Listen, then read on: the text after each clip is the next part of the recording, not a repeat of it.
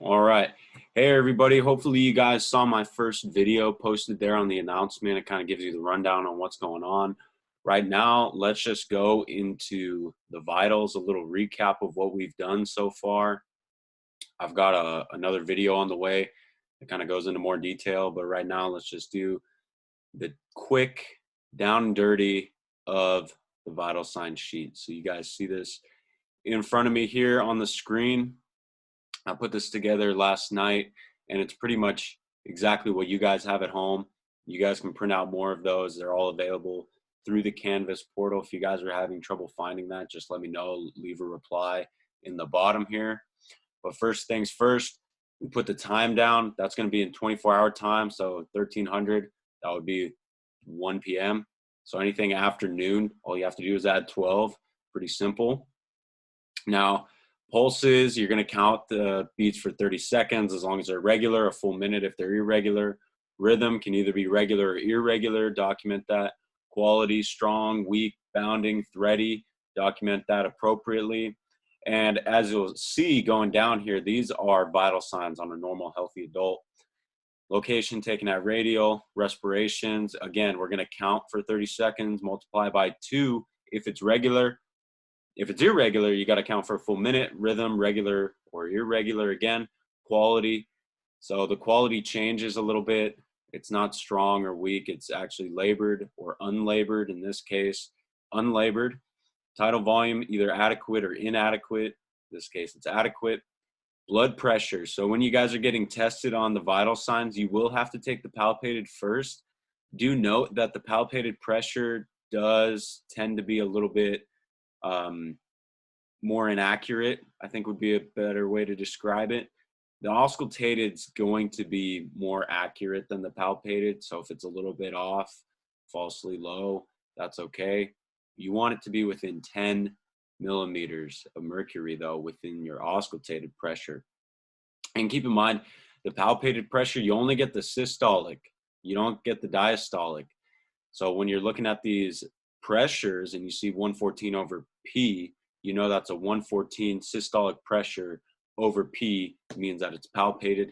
Auscultated, obviously you're going to listen to the sounds. I hope you guys have been practicing this stuff at home. You really have to practice it at home, especially now, obviously. Skins, just going down here, this is what would be considered normal, pink, warm, and dry with a cap refill time of 2 seconds. But you've got all these other options: pink, flushed, cyanotic, mottled, jaundiced, pale, warm, hot, cool, cold, dry, moist, diaphoretic. With cap refill, you can either write immediate or the number of seconds that it took for it to actually refill. For pupils, keep in mind this upper part where it says size and reactivity, that's really reserved more for somebody who has unequal pupils. So if they had a 7 on the right and a 3 on the left, and then if the one on the right didn't react, you'd write a minus sign. If the one on the left reacted, you'd write a plus sign. Now, if you don't have somebody with ocular injuries or some sort of brain injury that would lead them to have one pupil more dilated than the other, you're just going to write Pearl. Pupils equally reactive to light at 4 millimeters, going down to O2 sat. You throw the O2 sat on their finger, give it a couple seconds to warm up, get what their consistent O2 sat reading is. If it's bumping around a whole lot, we don't consider that to be reliable. So once it gives you a consistent reading, we can go off that. 98% on room air. On oxygen, you always want to put what delivery device they're on, what's the flow rate. LOC, going through AVPU, are they alert? Are they verbal, pain, unresponsive? In this case, they're alert and oriented ×3. That's what that means. So you need to explain that to the proctor. This patient is alert and oriented ×3. They answered all the questions appropriately, person, place, time in case of a trauma event. GCS, obviously we're just going to go with a normal GCS right now, 4, 5, 6, but you have to explain, okay, we're giving this patient a 4 for eyes because they're opening spontaneously. We're giving them a 5 for verbal because they're responding appropriately. We're giving them a 6 for motor because they're able to follow simple motor commands. And that's really it. And I hope you guys have been practicing that. I've got a video that I'm putting together that's probably way too long, but if you guys are still struggling with this, it'll be a good resource for you. I also threw some study tips down here. And you got to be prepared. You got to practice this at home. Repetition is essential to become comfortable. That's especially true when it comes to the pressures. The pressures are what most people come into the exam not knowing how to do. And it's very obvious to the TA when you don't know how to do it. And you must bring a watch with seconds capability. So if it's some sort of a digital watch, you need to make sure it has seconds capability. You need your blood pressure cuff, pen light, and pen. And we're going to give you about 5 to 6 minutes for this, but really anything that stretches beyond 6 minutes, you're not you're not looking at a good passing score if you're getting 6 or 7 minutes into this and you're not done. And again, that may be grounds for failure. And unfortunately, there's no partial credit, so it's either 25 points or it's 0 points. That's the way the grading is going to go. And this will be, depending on what we decide to do, typically we always have the vitals with a medical assessment, but we'll see what happens moving forward as we get more information on the closures. Maybe we get a date when we can bring you guys back into campus. But so far we haven't heard anything. We'll let you guys know as soon as we know. And that's our vital sign sheet.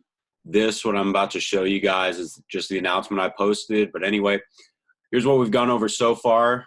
We've gone over quite a bit, honestly. We've done BVM for the apneic patient, CPR AED, O2 admin by non-breather mask, vital signs, and medical assessment. So we've already covered all of those. You're familiar with them somewhat. The videos are on YouTube. You've interacted with the equipment at least one time. But these are the skills we haven't covered yet. We haven't covered patient assessment trauma. We haven't covered spinal immobilization for the supine patient. We haven't done bleeding control, shock management, long bone, or joint immobilization. So we do have a little bit of catching up to do when we come back in the lab. But it's really my expectation that you guys are taking advantage of some of the extra time you're going to have in the next few weeks. With the way we're structuring the class, it's going to give you some extra time. And I'd really like to see you guys use that and actually study some of the skills, particularly the medical assessment and the trauma assessment. And we'll get to that when time comes. But for now, I want you guys to just focus on the things we've already gone over before jumping ahead. And like I said, we're going to make videos to cover that. Historically, how we've done it for the midterm, we've done vital signs 25 points with a medical assessment 25 points. This is all up in the air right now. We don't actually know for sure what we're going to do yet. Might be something else to make up those 50 points. For the NREMT practical, though, this will not change. BVM, O2 admin by non-rebreather, CPR AED, medical assessment, trauma assessment, spinal mobilization for the supine patient. Those 6 skills, you know for a fact you're going to get tested on. And then you have one random skill chosen from one of the following 3: bleeding control, shock management, long bone immobilization, or joint immobilization. So you've got a total of 7 skills, and it's my expectation, and I'm going to hold myself just as accountable as I'm holding you guys. I'm going to try to make this as easy as possible. We've had the videos up on YouTube now for a few weeks. I have seen a few of you go on there and check those out. But now is the time to really look at those in detail, break out the red books, and study these skills before you come into class. Because if you just think that you're going to show up into class when we start things back up again, and you're just magically going to know all these skills, I'm going to tell you right now, you're sorely mistaken, and that you're going to have a really hard time catching up on all of this. So I'll be trying to provide you guys with some resources, some information to make this a little bit easier. We've, again, got the YouTube page with the skills videos. Go ahead and subscribe to that. We're going to be adding content as this drags out. Additional lab-oriented handouts so that, for example, that vital sign sheet, that'll be available. I'm going to put it on a Google Drive, and I'm just going to link it into this when I post it.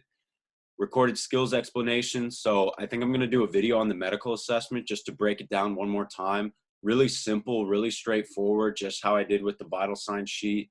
Just go at it one more time. Then you guys have the video and you can kind of compare, contrast the two, and you should be able to get successful results just off those 2 videos. And Canvas class announcements with links to the videos once I have them completed. Some study techniques. You guys can read that on your own.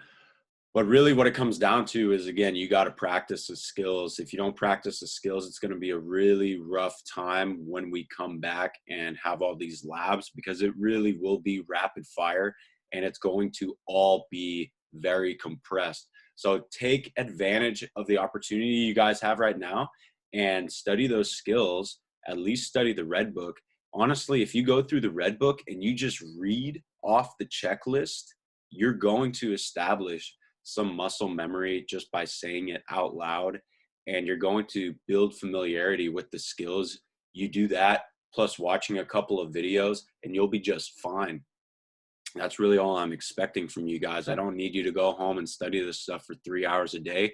I'm talking 10, 15, 20 minutes a day. If you do that leading up to whenever we come back, you're going to crush it. So that's my goal for you guys, is that even from this distance environment that we get you guys in for the skills testing, and it's still a smooth, painless process. All right.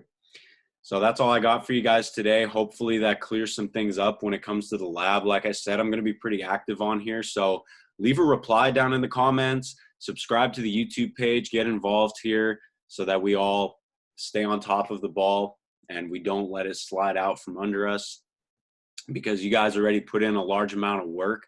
I would hate to see that all go to waste. So hang in there and I'll see you guys on the next one. All right. Thanks.